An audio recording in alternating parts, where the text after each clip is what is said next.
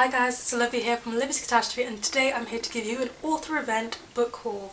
So I kind of went from not having gone to any author events ever to having gone to quite a few author events, and at those events I did buy the books to have them signed, and I've got one review copy on this pile that I just want to share with you guys in this book haul. Let's get right down to the books. So the first book that I got while I was there is What If It's Us by Adam Silvera and Becky Albertalli, and it's great because both of them have signed this book now, and this was the only Becky Albertalli book I didn't own. I'm still missing History's All You Left Me by Adam Silvera. One day I will get there. So this is one that they co-wrote together, and they're like best friends, so it's really cute that they co-wrote a book. And it's about these two guys who are both in New York at the same time, and they bump into each other and they have this really nice meet cute, and then they separate, and it's about the one who got away.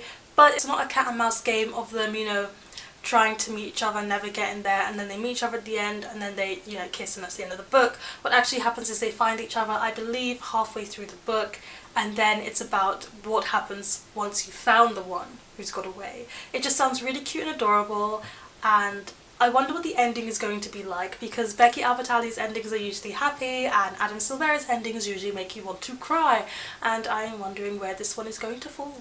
The next book I got was Stags by M.A. Bennett. When I went to the author event I thought, oh, I'm definitely going to get The Island by M.A. Bennett, which is her second novel, but then she started to talk about stags and I was like, whew, I need to own this one.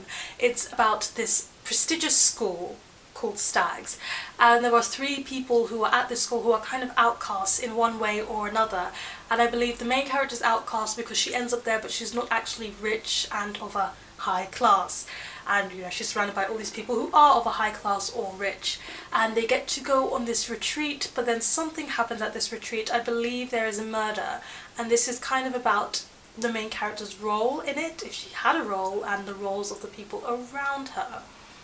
So 9 students, 3 blood sports, and 1 deadly weekend is what it says on the cover, which just intrigues me so much, and the way she talked about it and the reading she did from it, I was just like, I need to read this book. Then Nikesh Shukla was there, and I also got his book that he edited called The Good Immigrant. He edited it, but there's quite a lot of authors who've contributed to it. I believe there's 26 authors who've contributed to it, and it's about what it's like to live as either a black, Asian, or a minority ethnic in Britain today. So I just think this is going to be very interesting to read, because obviously I'm black in Britain, I'm a minority, I'm female, and you know, it's going to be other minorities' story about their experiences, which I am going to just read and learn about. I've got Juno Dawson's book. It's quite shiny and I don't know what it's going to do to the camera, I'm sorry. It's called Clean by Juno Dawson, and this one is from the point of view of a heroin addict. And I think it's about how this heroin addict has become so addicted that she gets sent to this isolated island which is made to, you know, help these addicts become clean from heroin, and it's just about what happens there. So I'm very much looking forward to seeing how realistic and convincing this book is. Shine, shine, shine. And they had an author event for Sophie McIntosh, and she was shortlisted for the Man Booker Prize, but why I was especially interested in this book and going to this event was because she actually studied what I'm studying right now at university. And now look at her book, and now look at what she's done, been on the long list, which is kind of goals for me.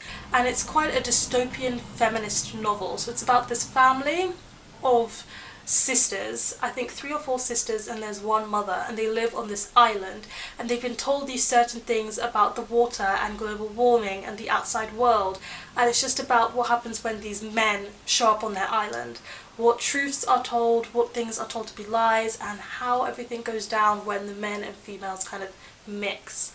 It sounds like it's going to be very intriguing, and it sounds so well written from the reviews and also from her reading, so I'm very much looking forward to reading this one. I've already talked about this book in a wrap-up, so I'll leave a link to that up there and down low, but I got To Kill a Kingdom by Alexandra Christo. She was there and she was talking about her next upcoming book that's coming out sometime in the future, or it might be out depending on when this video is up, I don't know, okay? And To Kill a Kingdom was her first debut novel. It's a Little Mermaid kind of retelling, but it's so twisted. It's about this siren, and she kind of takes princes' hearts but kills the prince, evidently. And there's this one particular prince who's kind of fed up of this guy, of this siren taking all of their hearts. So he's hunting the siren, and the siren gets turned into a human, and when the siren is a human, the prince who is hunting her has something that she wants, so they're kind of enemies facing off each other but needing to work together. The prince doesn't know that she's a siren, but as a siren she knows that he is hunting her. It's so confusing, but if you read the book it makes sense, and it was pretty good. So that's what I have to say about this one. And at that same event there was Sebastian de Castell, and this is his book Soulbinder. And I've read the first one in this series, which is called Spellslinger, and in that same wrap up with To Kill a Kingdom you can hear my thoughts on Spellslinger. This is the fourth book, so I've got to read and find books 2 and 3 before I can get to this one, but I am very much excited to do that because I love the first book. And I'll tell you what the first book is about because we don't want any spoilers, and I haven't read the synopsis because I don't want spoilers either. So the first book, it's set in this fantasy world, and this teenage boy is the son of a very powerful magic family. However, his magic just doesn't seem to work, and he's very worried that he's going to turn into a Shatep, which is kind of a slave, and those are for people who don't have magic. However, this woman shows up and kind of messes up his whole world, and he finds out that the people and the society that he lives in are not quite everything that they seem to be. And it was quite a good book as well. The last book I have to show you is Blood's Revolution by Agnes Donald, and this is the second book in a series. I just don't know anything about it because it's the second book, and I haven't read the synopsis, and I haven't read the first book, but I was gifted an e-copy by the publisher Bonner Zapier to read that one first and then read this one, and I'm going to start reading the first one probably tomorrow because I need to review it. So I'm just showing it to you. Look at it, it's pretty, and I'll give you thoughts on it in a wrap up in the future. Okay, let me know in the comment section down below if you've been to any author events before, or if you haven't, which author would you love to meet? Please give this video a thumbs up if you enjoyed it, hit the subscribe button to see more, and don't forget to hit the notification bell to be updated every time I have a new video, and I'll see you in the next one. Goodbye.